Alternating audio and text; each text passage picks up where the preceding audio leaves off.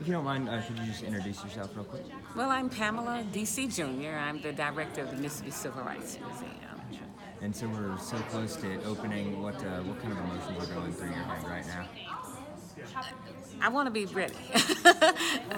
Just working really hard to make sure that we hit everything, making sure that context is authentic, making sure that we have the right names on the images. It's just a lot of work. I don't leave here sometimes so late at night and here early in the morning, just trying to make sure that the 9th and 10th and that those 6,000 people that come into these museums, it's going to be right for them. And during the tour, you said, Mississippi's got it right with this museum. Can you just explain a little bit about what you meant by that? When I said Mississippi has it right, people were not looking for Mississippi to have a civil rights museum. There are civil rights museums throughout the United States. But then for Mississippi, which was ground zero for the civil rights movement, to have a museum that really catalogs and really talks about that story, that's amazing to me. So Mississippi got it right because we were right there. This is our story. Most people tell a national story, but Mississippi was ground zero for the civil rights movement. And you talked about authenticity and really wanting to get the details no matter how dark they may be. Can you talk about how important that is to you and to the viewing experience for the museum goers? Well, it's important for me because it's important for the people. And we can't tell the story unless we tell the truth. We can't just kind of make it flowery and like roses and violets. That's not what happened between 1945 and 1976. The history is dark, but that's okay because we came out on the better side of it. So that's what's important to me. Being able to tell the dark tunnel story, but seeing the light at the end of the tunnel for me is the amazing thing, that there was fortitude and people were marching for rights, and they were able to get those.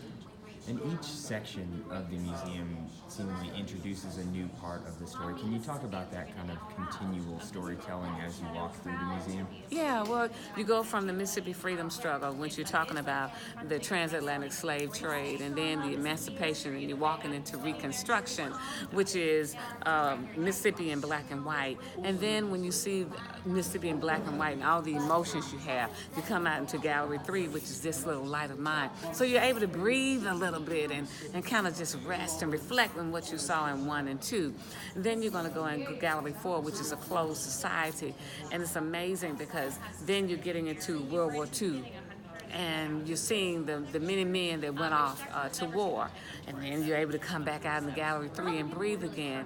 Going into Gallery 5, Bob Moses said that Mississippi was like a tremor in the iceberg. So you kind of understand that, that iceberg had to be broken in order for Mississippi to come out on the better side.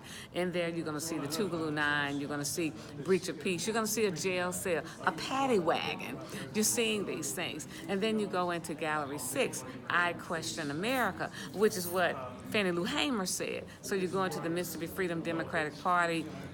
You see a church that's there. We have different theaters that are in these different galleries. And then you go into Gallery 7, which is Black Empowerment. Because now we've been marching, and people are ready for a change. You see the March Against Fear. You see what happened in May 1970 at Jackson State. You see what happened to Vernon Damer. And after you're doing all of this, you go into Gallery 8 because you've gone through all these galleries. Now you know, okay, if they did it, little old me, what can I do? What can I do in the state of Mississippi to continue to make Mississippi the best Mississippi that it can be? So there's your charge.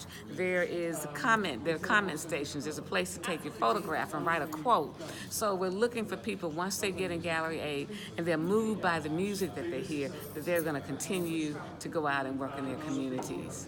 And what's your ultimate hope when somebody, like you're saying in the tour, when somebody goes in and when somebody comes out, what's your ultimate hope for that? What I want them to get is to be educated about what people that came from all over the United States did, and to understand their position in what these people did it for and why they did it. I wouldn't be sitting here today if it wasn't for those people, these lights, these folks that came into Mississippi.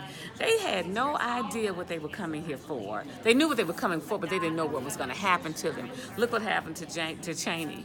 Look what happened to Schwerner. Look what happened to Goodman. Look what happened to all the people whose lives they died. And then little old me, I'm here. I'm standing here today because of people like them, the sheroes and the heroes that came in, had no relatives in the state of Mississippi, that came in for somebody like me so that I could one day stand in the position as I am standing. I owe them all the gratitude in the world. I am humbled when I go before them. I honor them because they did that. They put their lives on the line for little old me. So that's what I want people to get out of it.